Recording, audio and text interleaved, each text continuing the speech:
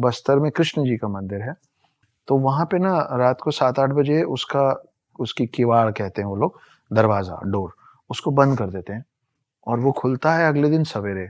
तो माना जाता है कि वहाँ कृष्ण भगवान आते हैं और रात्रि आराम करते हैं। तो एक फॉरेनर तो वहाँ बैठा देखा हूँ मैं अपनी आँखों से। इसको जब बताया गया था सालों पहले कि ऐसा होता है रात में, तो ये रात को झाँक लिया, आँख चली गई। वो बताने की कोशिश किया, फिर ज़बान चली। भारत में एक गाँव है, उसका नाम है शेत। उस गाँव में जितने घर हैं ना, वो जब हर घर में उन्होंने एक बिल बना रखा है और हर घर में एक सांप रहता है। तो दोस्तों, स्वागत है आपका एक नए पॉडकास्ट में। और आज का पॉडकास्ट भी ना बहुत ही ज्यादा इंटरेस्टिंग होने वाला है, क्योंकि आज हमारे साथ जो गेस्ट हैं वो है एक part time author, screen writer, poet, lyricist and a full time house husband. Correct. Akshat Gupta sir.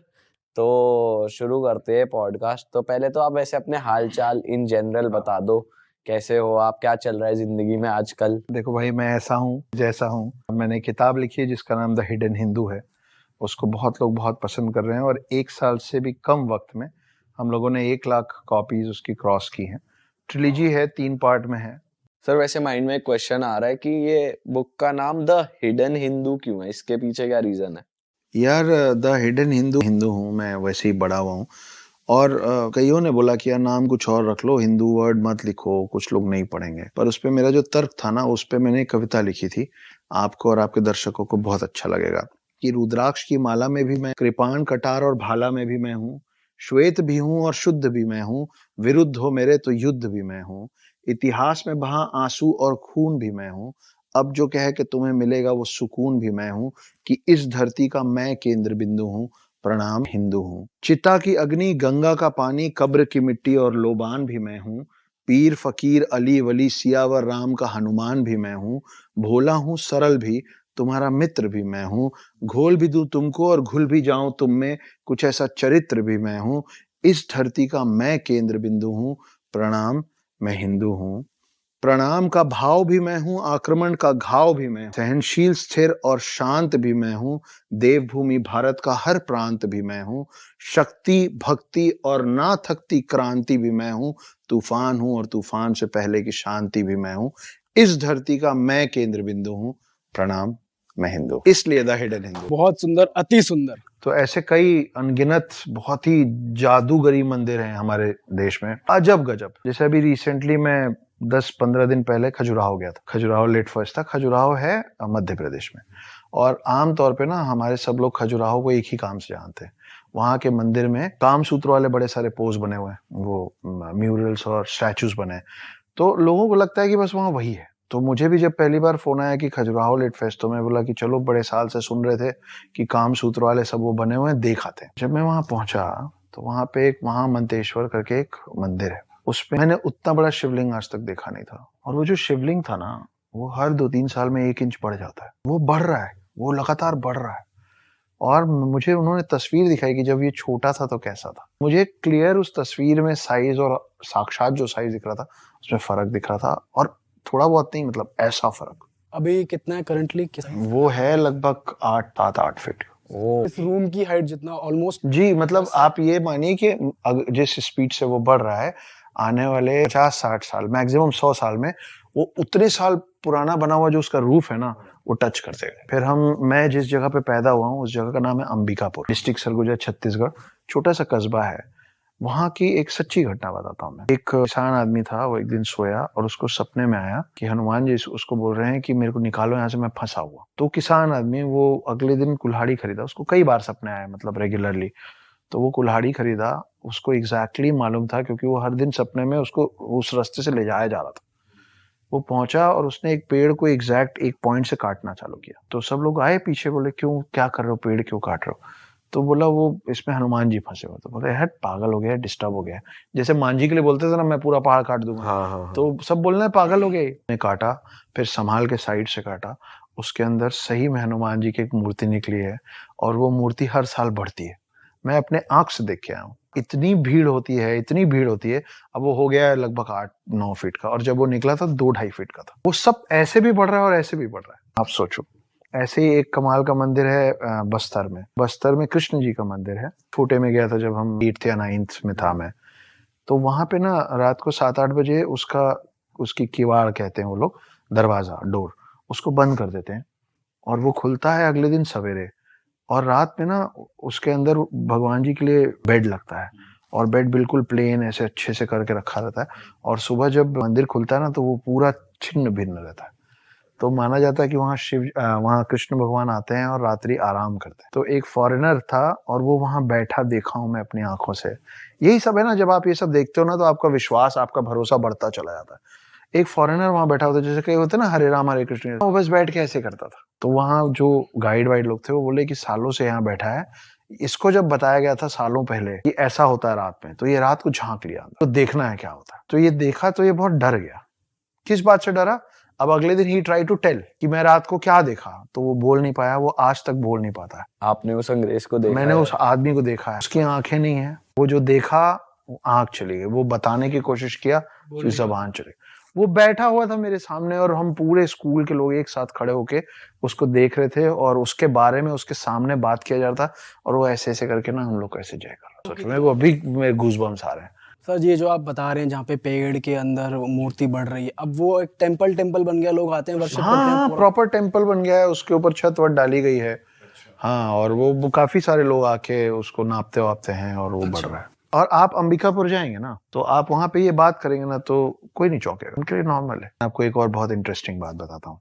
आप देखो कि शिव जी जो है उनके गले में सांप होता है ना। शिव जी के बड़े बेटे हैं कार्तिक, उनका वाहन है मोर। छोटा बेटा है बेटे हैं गणेश, का वाहन है चूहा। अब मेरे घर का ऐसा चलन है कि हम लोग पिता पुत्र सब एक साथ टेबल में बैठते हैं, खाना पीना सब करते हैं और चिल्ड आउट माहौल है हमारे घर का। तो आप सोचो कि ऐसा तो उन तीनों के साथ भी होता होगा। शिव जी, कार्तिक जी और गणेश जी भी कभी ऐसे फैमिली डिनर पे बैठते होंगे ना टेबल पे। तो जब ये लोग टेबल पे बैठते होंगे तो इनके जो ये है चूहा है, सांप है, ये लोग पार्किंग स्पेस टेबल के नीचे घूमते रहते होंगे क्योंकि ये तो फैमिली डिनर पे है।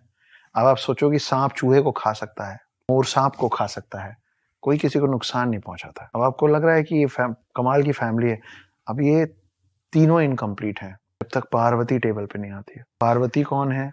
पार्वती का वाहन क्या है? शेर। मतलब बाकी सब पानी का हम चाय हो गया ना सडनली, भाई मैं आई हूँ और जंगल का राजा मेरा वाहन है, तो मैं कौन हूँ? तो हमारे हिंदू परंपरा में पहले अपने परिवार की महिलाओं का, वुमेन का नाम मेल से पहले लिया जाता था। कैसे? आप देखिए, गौरी शंकर, लक्ष्मी नारायण, सिया राम, राधा कृष्ण। तो ये हमारा कल्चर था। हिंदू धर्म हो, मुस्लिम धर्म हो, क्रिश्चियन, सिख, ज्यादातर धर्म में जितने भी भगवान है ना, जो दिखते हैं और जो नहीं दिखते हैं, वो सब मेल है ज्यादातर।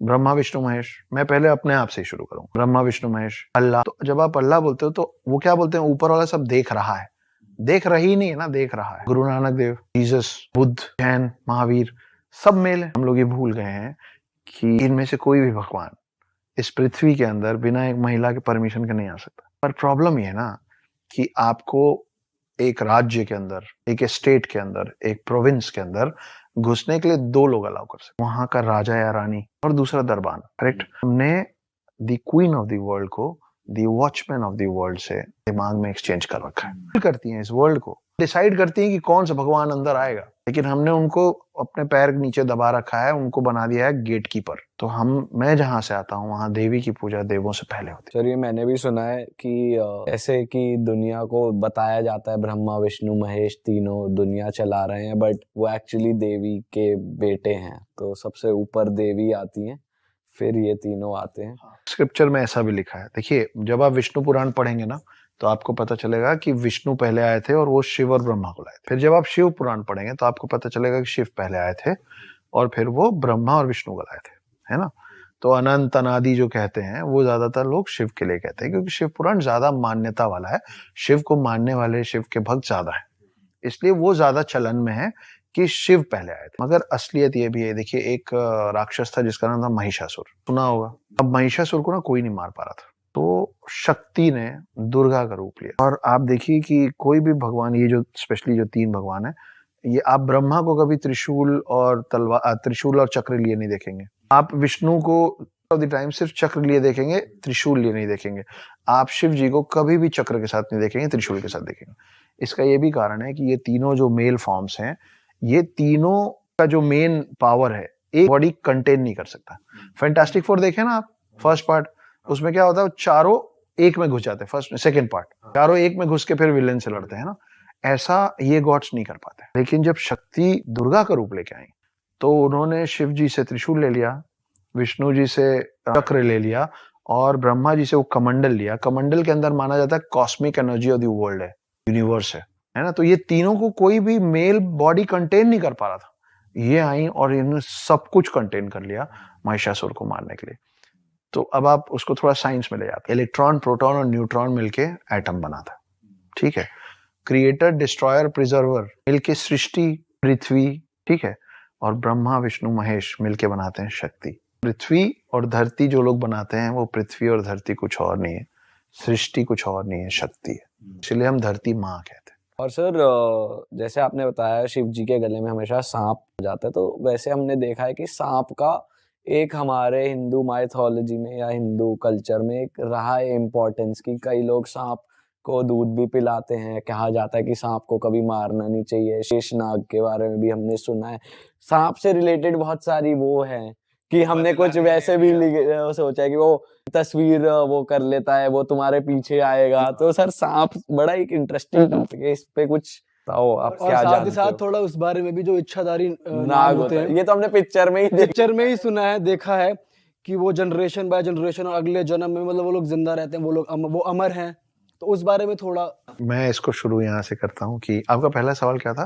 सांप इन जनरल। तो आपको मैं फिर Bharat, this is incredible India. Bharat में एक गांव है, उसका नाम है शेतपाल। शेरपाल, शेतपाल, शेतपाल, शेतपाल उस गांव का नाम है। उस गांव में जितने घर है ना, वो जब हर घर में उन्होंने एक बिल बना रखा है और हर घर में एक सांप रहता है। बीच में सांप की इतनी मान्यता है कि आज भी उनके घर में जब कोई नया घर बनता है ना, तो उसमें उसके लिए जगह, उसके लिए एक बिल बनाया जाता है। आज तक उस गांव में किसी सांप ने किसी इंसान को और किसी इंसान ने किसी सांप को नुकसान नहीं पहुंचाया। They have learned and they have lived, साथ रहते हैं। और आप इसको गूगल कर लेना, शेतपाल है। शेतपाल है महाराष्ट्र, ठीक, हाँ महाराष्ट्र में है। और मैं वहां गया हूँ, छोटे छोटे आपने देखा है? मैंने घर देखे और हर घर में, इसे हर घर, वो बोलने वाला नहीं, लिटरली हर घर में। मतलब जैसे हम लोग घर बनाते हैं ना, तो हम ईशान को छोड़ के रखते हैं क्योंकि हमको वहां मंदिर बनाना। इस गांव के हर घर में एक बिल बनाया जाता है एक सांप के लिए। जब खाना बनता है तो सांप के लिए, जैसे आप एक डॉग पालते हैं तो you take care of that dog ना, कि भाई दूध रोज देना है, तो सांप का ख्याल रखा जाता है। तो वैसी कुछ कहानी है कि भाई हमारे साइड में ऐसा है और उसकी मान्यता भी वहीं से आती है, क्योंकि नाग एक ऐसी चीज है, नाग एक ऐसा जानवर है जो शिव जी के गले में है और विष्णु जी के साथ हमेशा रहता है। तो जब विष्णु जी जब राम बने थे तो लक्ष्मण जो थे वो शेषनाग थे। जब विष्णु जी कृष्ण बने थे, अच्छा, तो ये बड़ी इंटरेस्टिंग सी बात है कि पहले रामायण हुआ, त्रेता युग में रामायण काल आया, तो विष्णु जी राम बने और शेषनाग बने लक्ष्मण। तो जब पूरा रामायण खत्म हुआ तो वापस गए तो शेषनाग बड़े नाराज, बोले आप बड़े भाई बन गए, मेरी कुछ चलने नहीं दिए, सब आपके मन की हुई। तब ये एंड के बाद, एट द एंड, मतलब वापस जाने के बाद रामायण काल खत्म हो गया, राम और लक्ष्मण वापस अपने असल अवतार में विष्णु और शेषनाग के रूप में आ गए। तो वो शिकायत किए विष्णु जी को कि बहुत गलत है, आप बड़े भाई बन के वहां चला रहे हैं अपनी, मेरी कोई सुन ही नहीं रहा है। तो मुस्कुराए विष्णु जी, बोले कि कोई बात नहीं, अगली बार चलेंगे ना तो आप बड़े भाई बन जाना। तो फिर जब कृष्ण बन के आए तो बड़े भाई बलराम थे, दाऊ, तो वो शेषनाग है ना। तो ये दोनों में, शिव में और हालांकि ये दोनों नाग अलग अलग हैं। शिव जी के जो गले में वो वासुकी हैं और विष्णु जी जिस पे विराजमान होते हैं, लेटते हैं, वो शेषनाग है। शेषनाग के पीछे और एक बहुत अच्छी इंटरेस्टिंग कहानी है। तो शेषनाग जब सागर मंथन हुआ था तो वो जो पहाड़ को उल्टा किए थे उसके नीचे तो विष्णु जी खुद लगे थे, वो टर्टल के शेप में, कछुए के शेप में, और जो उसका मंथन करना था ना, सागर मंथन, तो एक तरफ सारे दानव पकड़े हुए थे, दूसरी तरफ सारे देव पकड़े हुए थे। तो पकड़े क्या हुए थे, रस्सी नहीं थी, वो शेषनाग को पकड़े थे, वो शेषनाग को घुमा रहे थे। और शेषनाग को शेषनाग इसलिए कहते हैं क्योंकि हमारे में 4 युग होते हैं, सतयुग, त्रेता युग, द्वापर युग और कलयुग। आप मेरा हाथ जरूर देखिएगा कि सतयुग, त्रेता युग, द्वापर युग, कलयुग और फिर सतयुग बन रहा है डमरू का। और जब आप इसको बार बार चलाते जाएंगे ना तो ये शेप बन जाएगा इन्फिनिटी का। तो हमारे पास कलयुग के बाद वापस सतयुग शुरू होता है और जब कलयुग में सब खत्म हो जाता है ना, तो जो एक नाग बचता है ना, एक नाग शेष बचता है। शेष मतलब होता है रिमेनिंग, वो है शेष नाग।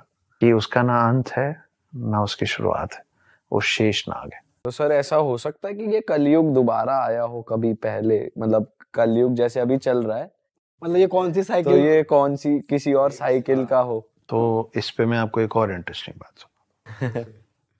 तो ये जो 4 काल हैं, हाँ। देखिए वेस्टर्न कल्चर जो है ना, उसमें वो लोग मानते हैं कि टाइम लीनियर होता है। वेस्टर्न कल्चर में माना जाता है कि टाइम लीनियर होता है। हमारे में कहते हैं कि काल चक्र होता है। डिफरेंस ऑफ उनके लिए टाइम ऐसे चलता है और हमारे लिए टाइम ऐसे चलता है। हमारे लिए टाइम साइक्लिक है, जो मैंने अभी आपको बताया कि कलयुग के बाद फिर सतयुग आएगा तो फिर से चालू होगा। आपके कमरे में लगी घड़ी, आपके हाथ में पहनी घड़ी गोल होती है, मतलब टाइम साइक्लिक होता है, टाइम बार बार घूम के आता है। तो मैंने 2 लाइनें लिखी थी कि जहां से चले थे फिर वहीं आकर ठहरे हैं, एक उम्र लग गई समझते कि दुनिया गोल है। तो समय गोल है, पहली बात। दूसरी, तो एक बार ऐसा हुआ था कि कृष्ण जी के पास, इस युग खंड में बात कर रहा हूं मैं, ठीक है, इसके बाहर क्या हुआ, मल्टीवर्स है ये। कृष्ण जी के द्वारपाल दौड़ते हुए आए द्वारका में, तो दरबान वॉचमैन, वो दौड़ते हुए अंदर आए कृष्ण जी के पास और बोले वो ब्रह्मा जी आए आपसे मिलने। तो कृष्ण जी बोले अच्छा, उनसे पूछ क्या होगी कौन वाले ब्रह्मा जी हैं वो। तो दरबान कंफ्यूज्ड, कृष्ण जी पूछ रहे हैं आप कौन वाले ब्रह्मा हो। तो ब्रह्मा जी भड़क गए, बोले कौन वाले ब्रह्मा, मतलब क्या एक ही होता ब्रह्मा। तो फिर वो पैर पटकते हुए हटो यहाँ से और करके कृष्ण जी के पास आए। तो कृष्ण जी से पूछे कि आपने ऐसा क्यों बोला, वो होते हैं, मैं कौन सा हूँ। तो फिर कृष्ण जी ने असली चीज उनको दिखाई। तो जब कृष्ण जी ने उनको सारे रेल्म्स खोल दिए ना, तो ब्रह्मा जी ने देखा कि बहुत सारे लोग स्वान पे बैठ बैठ के उड़ रहे हैं, 4 सिर वाले। तो बहुत सारे ब्रह्मा थे और सब आके फिर नतमस्तक हुए कृष्ण जी के, क्योंकि कृष्ण तो विष्णु अवतार है। तो ब्रह्मा जी को समझ में आया कि ओ शिट। दूसरी बड़ी इंटरेस्टिंग कहानी रामायण से जुड़ी आती है। तो आपका जो सवाल है ना कि टाइम साइक्लिक है और हम कहाँ हैं, हम मतलब कितनी बार ये कौन सी साइकिल है? तो ये तो हनुमान जी को भी नहीं पता है, तो हमको तो पता ही नहीं हो सकता कैसे। तो क्या है, हनुमान राम के बहुत बड़े भक्त है ना, वो मतलब वो उनके बिना जीना ही नहीं चाहते। लेकिन जब रामायण खत्म होता है तो राम को तो वापस जाना है विष्णु अवतार में, लेकिन हनुमान जो है वो 7 इमॉर्टल, 7 चिरंजीवी में से एक है। तो उनको तो युग में यहीं रुकना है इसी पृथ्वी में। अब ये तो नियति है कि राम को जाना ये भी नियति है और हनुमान को रुकना ये भी नियति है। लेकिन हनुमान इतने बलशाली हैं कि उनको समझाए कौन, वो तो राम के लिए राम से भी लड़ने को तैयार हैं। क्या करते हैं कि, तो ऐसा इस बार भी हुआ कि त्रेता युग में राम को वापस लौटना था। हनुमान बोले हो ही नहीं सकता प्रभु, या आप यहाँ रहेंगे या मैं आपके साथ चलूंगा, मैं आपकी सेवा करूंगा। तो उन्होंने जमीन पे एक छोटा सा क्रैक बनाया जब हनुमान नहीं देख रहे थे, तो राम ने, और अंगूठी उतारी और उसके अंदर गिरा दी। और राम जी ने बोला कि ओह हनुमान, हनुमान मेरी अंगूठी गिर गई, प्लीज ले आइए। हनुमान सूक्ष्म रूप में उस क्रैक के अंदर घुस गए। अब वो जाते गए वो पाताल लोक में पहुंच गए। पाताल लोक में उनको शेषनाग मिले। तो शेषनाग बोले यहाँ क्या कर रहे हैं आप महाराज, मेरे राम की अंगूठी गिर गई, ढूंढ रहा हूँ। तो शेषनाग मुस्कुराने लग गए। तो हनुमान जी ने बोला कि आप क्यों हंस रहे हैं। बोले आप फिर बुद्धू बन गए इसलिए। बोले मतलब। बोले वो देखिए, जब वो पलटे ना तो वहां अंगूठियों का पहाड़ बना हुआ था। तो हर बार त्रेता युग में राम ऐसे ही बुद्धू बना के हनुमान को छोड़ जाते। 7 चिरंजीवी हैं, कईयों को उनका नाम भी नहीं पता, इसलिए मैं बता देता हूँ। हनुमान, परशुराम, अश्वत्थामा, कृपाचार्य, वेद व्यास जिन्होंने महाभारत लिखी है, रावण का भाई विभीषण, और राजा बलि। बाली सुग्रीव वाला बलि नहीं, राजा बलि सतयुग से आता है, उसकी अपनी कहानी जिसके चक्कर में विष्णु जी ने वामन अवतार लिया था। ये 7 लोग हैं, ठीक है। तो ये सातों चिरंजीवी हैं, इमॉर्टल्स हैं, है ना। ये जब जब आए हैं तब से अभी। और ये सातों कहाँ अभी, मतलब पाताल वो अर्थ पे ही हैं। उसके लिए आपको द हिडन हिंदू पढ़नी पड़ेगी। अच्छा। क्योंकि मेरी कहानी का जो वन लाइनर है वो यही है कि एक आदमी 2020 में पकड़ में आया है जो ये कह रहा है कि मैं देवभूमि भारत में सतयुग से हूं, ना मेरी उम्र बढ़ती है ना मैं मरता हूँ। ये एक्चुअली आदमी है। मैं रामायण का हिस्सा भी रहा हूँ और महाभारत का भी, मैं राम से भी मिला हूँ और कृष्ण से भी, और मैं वो 8वां चिरंजीवी हूँ जिसके बारे में दुनिया ने अब तक सुना नहीं है। और मैं ढूंढ रहा हूँ 7 चिरंजीवियों को जिनके बारे में हम थोड़ा बहुत जानते हैं। मेरे मन में कभी कभी ये सवाल आता है कि जब ट्रूथ एक ट्रुथ एक है और यहाँ इंडिया में भारत में इतने सारे उसके प्रमाण भी है। तो ये सारी घटनाएं इंडिया के अराउंड ही क्यों है, या इंडिया से मिलता जुलता हमने सुना है कि चलो ईरान तक या वहां तक का है रामायण में भी कि एक किष्कंधार राज्य जो था वो अब अफगानिस्तान में शायद है ना, बट वेस्ट में या दूसरी तरफ हमारे गॉड्स का इतना क्यों नहीं है, या उनकी थिंकिंग हमसे इतनी अलग क्यों है, वो संस्कृत क्यों नहीं बोलते जब पृथ्वी का तत्व एक है, जब देव एक है, सच एक है, तो इतने वो सबकी थ्योरीज इतनी ज्यादा ड्रास्टिकली डिफरेंट क्यों है? देखिए स्पिरिचुअल लेवल ना सबका अलग अलग होता है ना। आप दुनिया में भारत के अलावा कहाँ सुने हैं पुराने समय में? अब वहाँ के लोग तो आ रहे हैं इस्कॉन टेम्पल, हाँ। सब छोड़ छाड़ के राधा कृष्ण करने, है ना।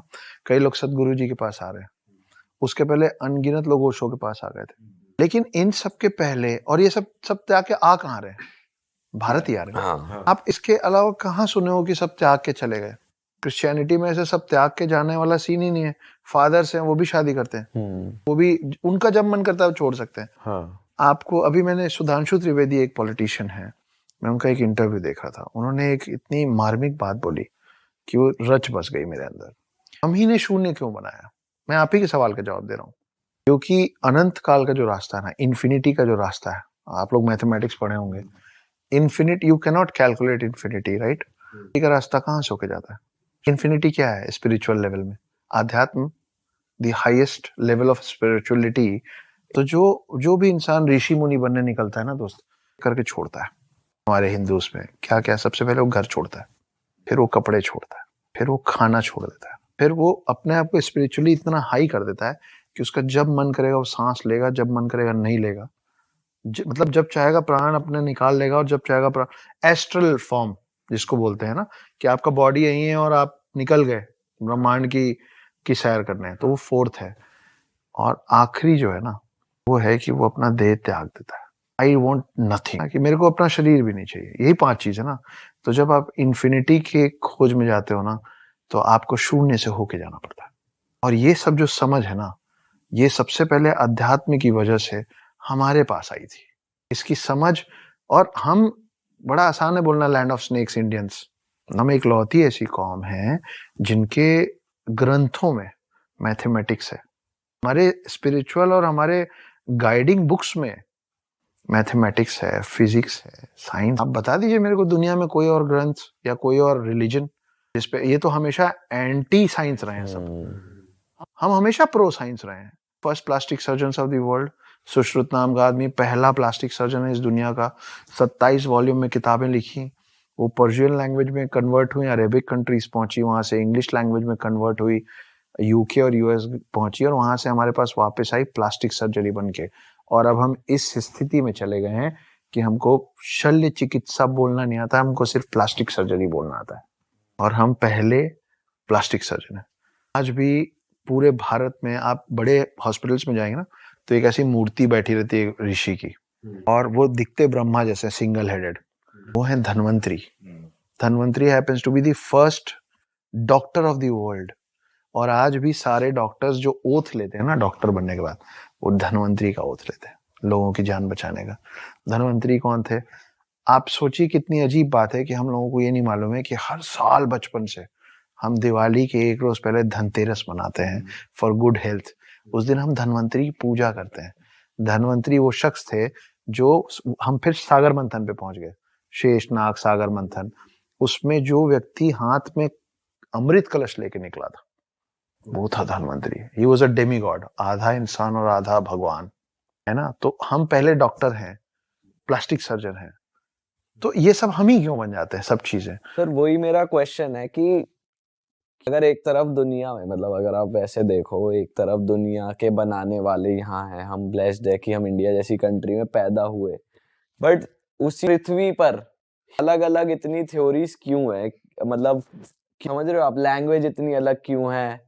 और हमारी संस्कृत भाषा, अगर हमारे देवता जिन्होंने पूरी पृथ्वी बनाई, हम कह रहे हैं कि एक एक कण यहाँ से उत्पन्न हुआ है, और हमारी भाषा, हमारे डॉक्यूमेंट्स, तो वहां पे इतना डिफरेंस क्यों है इन टर्म्स ऑफ पहनावा, सोच? वहाँ के देवता, यहाँ के देवता सेम, मतलब एक यूनिवर्सल, सब लोग एक ही चीज क्यों नहीं मानते? क्या ये भी भगवान की ही वो है, लीला कह लो? मैं इस याद नहीं था, मतलब आप क्या क्या याद रखेंगे, इसलिए मुझे ये याद नहीं है कि ये बात किसने कही है।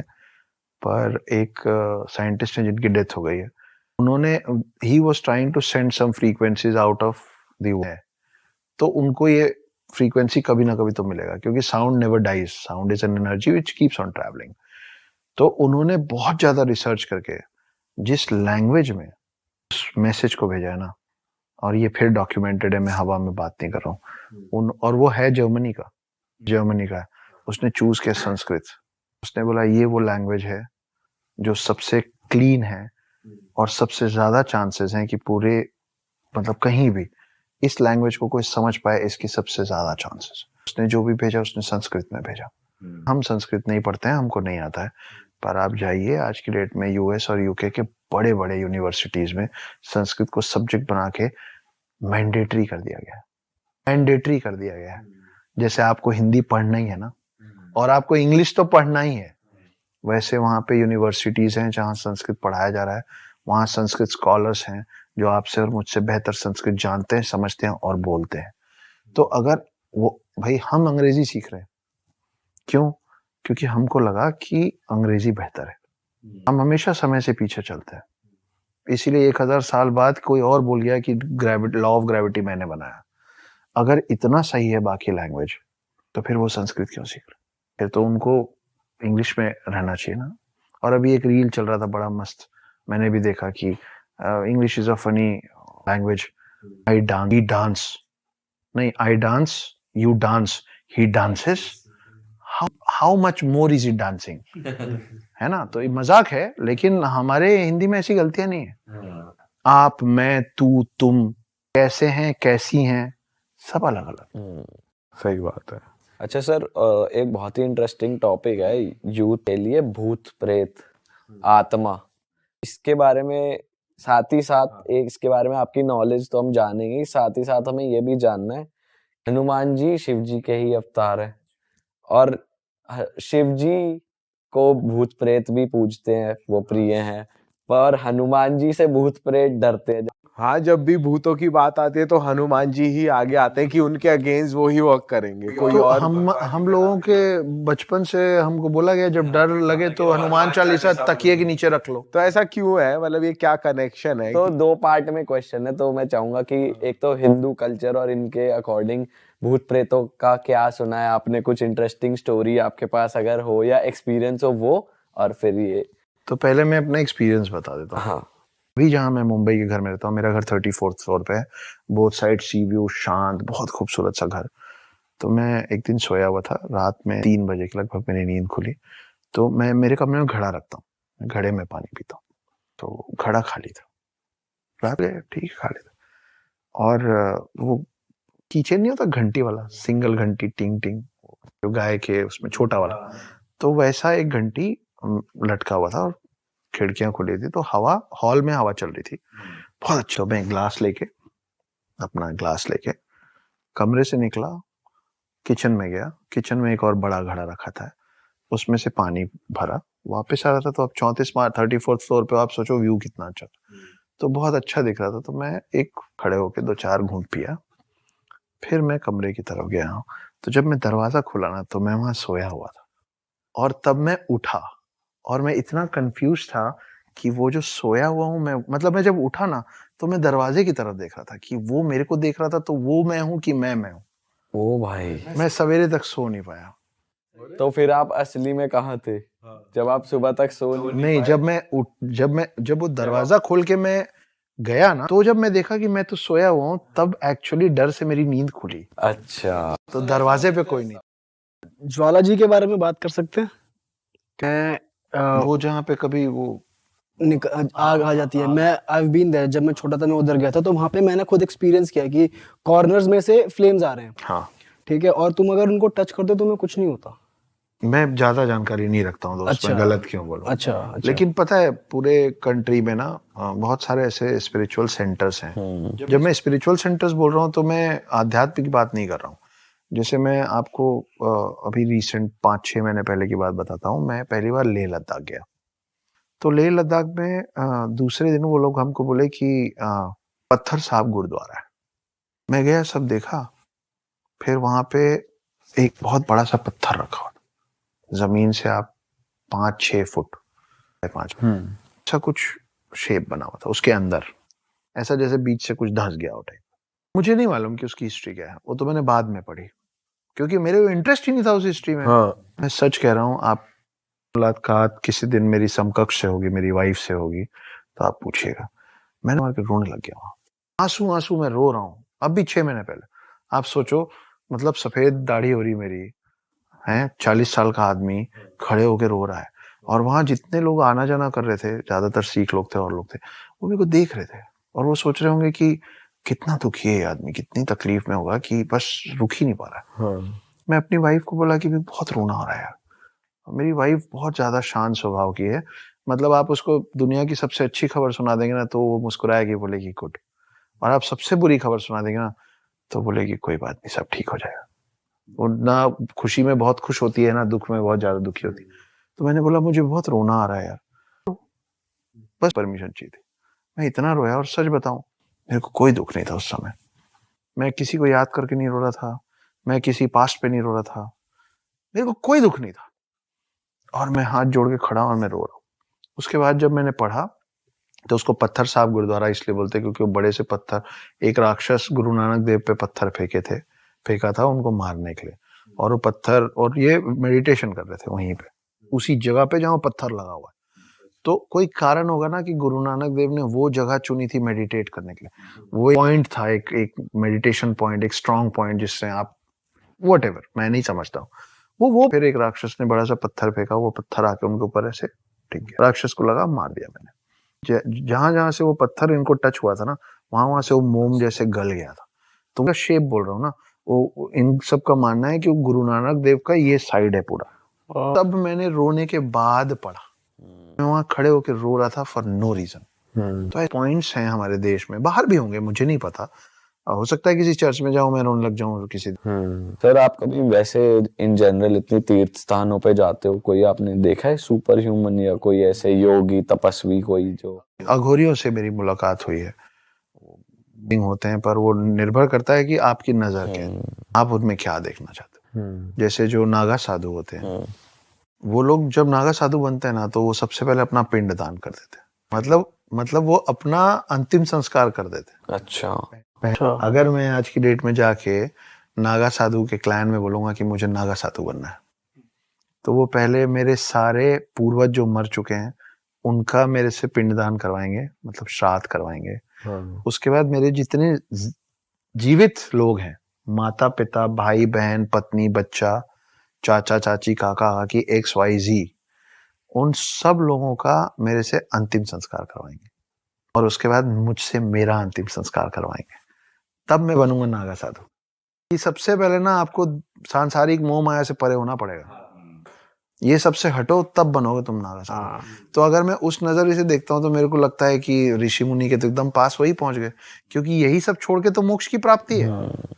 आदमी किस चक्र में फंसा रहता है भाई। मेरे पास एक डॉगी है फॉर एग्जाम्पल, मैंने 7-8 साल उसके साथ खूब खेला, मेरे को बहुत प्यार था, मेरा डॉगी चला गया, डेथ हो गई उसकी। ठीक है भाई, डेथ हो गई तो मैं एक मोह पाश से छुटकारा पाया ना, मेरा एक मोह पाश खत्म हो गया। लेकिन मैं क्या करूंगा मालूम है, मैं एक और कुत्ता ले आऊंगा, मैं फिर उसको ऐसे कर। मैं चाहता ही नहीं मोक्ष पाना, मैं चाहता हूँ ये सर्कल्स में मैं फंसा ही रहा हूँ। तो इस पहले उनको ये सब मोह पाश से अलग किया जाता है कि अब बनो। लोग बोलते हैं कि नागा साधु कच्चा मांस खा लेते हैं, इंसानी मांस खा लेते हैं, अंतिम संस्कार में से खींच के खा लेते हैं, डेड बॉडी के साथ संभोग कर लेते हैं। ये सब सच है, ये सब सच है, लेकिन उसके पीछे एक कारण है। आप छोटे बच्चे को देखे हो ना, बच्चे को आप क्या बोलते हो, भगवान का रूप बोलते हैं ना हम लोग बच्चे को। बच्चा जमीन में बैठा रहेगा और बच्चा सूसू कर देगा, तो बच्चा तो उस सूसू में खेलता रहेगा। आप बड़े हो गए हो, आप उस बच्चे को बोलोगे कि छीछी बेटा छीछी, तब वो सीखेगा कि नहीं नहीं ये छीछी, तो ये अच्छा है और ये बुरा है, वो पता ही। ये जब तक बच्चे को नहीं पता होता ना, तभी तक बच्चा भगवान का रूप होता है। ये अघोरी लोग ना उस श्रेणी में भगवान को अचीव करने की कोशिश कर रहे हैं जी बात हो रही है, ऐसा एक जगह है एशिया में ही समवेयर, मैंने पढ़ा था कि वहाँ पे एक है जिन्होंने कितने सालों से कुछ नहीं खाया है, उन्होंने अपनी बॉडी को ऐसा अडेप्ट कर लिया है कि वो कुछ नहीं, और वो जिंदा भी हैं। हाँ, उस बारे में आप जानते हैं? अभी तो अपन उस पे बात की कि जो 5 लास्ट फेजेस हैं to attain infinity, to attain the highest level of spirituality, that goes from the root of zero. तो हम अध्यात्म और अनंत काल को ढूंढ रहे थे, इसलिए हम शून्य बना पाए, शून्य ढूंढ पाए। तो वो जो 5 चीजें एक एक करके छोड़ते हैं ना, उसमें सेकेंड लास्ट चीज है खाना। कि जब आप खाना पानी छोड़ देते हो और आप जिंदा रहते हो। साइंस इस बारे में क्या कहती है? साइंस के पास नहीं आंसर, वो कर चुके हैं, वो जिसकी आप बात कर रहे हैं, हाँ। मैंने भी देखा पड़ा है। वो उसको कितने 2-3 महीने उसको फुल टाइम ऑब्जर्वेशन में रखे थे, कैमरास लगा के कि देखें कब तक, नहीं खाया। तो ऐसी बहुत सारी चीजें हैं यार हम लोग के समझ के परे। अच्छा सर, हमारा एक आंसर रह गया बीच में, भूतों वाला। हनुमान जी क्यों आते हैं आगे? निकट नहीं आवे। और शिव जी, ये लास्ट आंसर लेते हैं। हनुमान जी जो है ना, वो आप राम का नाम लेंगे और हनुमान उनके भक्त हैं, आप हनुमान को बुलाएंगे, वो ऑलरेडी पृथ्वी में फंसे हुए बेचारे, इसमें से वो जा नहीं पा रहे कहीं, तो बुलाता ना, वो बेचारे जल्दी से आ जाते हैं। गुड फ्रेंड है वो, इसीलिए बाल हनुमान बनता है ना। तो उनको बुलाना, उनको मनाना बहुत आसान है, वो गुस्सा जल्दी नहीं होते। सर मजा आ गया आज, बहुत ज्यादा हैरान कर देने वाली बातें थी, मजा आ गया, इतना इंटरेस्टिंग टॉपिक है। तो दोस्तों खत्म करते हैं इस पॉडकास्ट को। उम्मीद है आपको बहुत ज्यादा मजा आया होगा, हमें तो बहुत कुछ आज सीखने को मिला है। और अक्षत सर, आपका YouTube चैनल है? पर कुछ खास नहीं, मैं उस पर ज्यादा ध्यान नहीं दे पाता हूँ। हाँ, आप मुझसे जितने भी दर्शक चाहें वो मेरे इंस्टाग्राम हैंडल पे जुड़ सकते हैं। सर के इंस्टाग्राम का लिंक डिस्क्रिप्शन में है, जाके फॉलो कर लीजिए। और सर की लिखी मूवीज आपको बहुत ही जल्द सिनेमा घरों में दिखेंगी। 23 और 24 में सर का काफी सारा काम बाहर आना है, बहुत सारा है ना। काम। और सर की बुक द हिडन। हाँ यार, ये मुझे आप लोगों को स्ट्रेट देख के बोलना है। 6 साल लगा के बहुत अच्छी 3 पार्ट की ट्रिलॉजी लिखी है मैंने, जिसको मिस्टर महेंद्र सिंह धोनी की कंपनी धोनी एंटरटेनमेंट ने उसके राइट्स खरीदे हैं। उस पे 3 पार्ट में फिल्म बन रही है। धोनी एंटरटेनमेंट की सर्वे सर्वा मिसेस साक्षी धोनी है, और पेंगुइन पब्लिकेशन ने इसके इंग्लिश बुक्स को छापा है। नाम है द हिडन हिंदू। बहुत सिंपल कहानी है, स्ट्रेट और क्विक रीड है। प्लीज लीजिए और पढ़िए। बुकेज गिफ्ट करना बंद कीजिए, बुक्स गिफ्ट करना चालू कीजिए एक दूसरे को। Gifting books is gifting knowledge. तो मैं तो जरूर पढ़ने वाला हूँ ये बुक सर, अगर आप कॉपी लेके बैग में घूम रहे हो तो। नहीं रे, तो खरीदनी पड़ेगी। नहीं, मैं पक्का दे देता, लेकिन ऐसी बुक तो कौन ही नहीं पढ़ेगा। तो thank you so much sir for your time, and मिलते हैं आप लोगों से नए। चलो जी, बाय बाय हमारी प्यारी जनता। जय श्री राम। बाय बाय, जय श्री राम।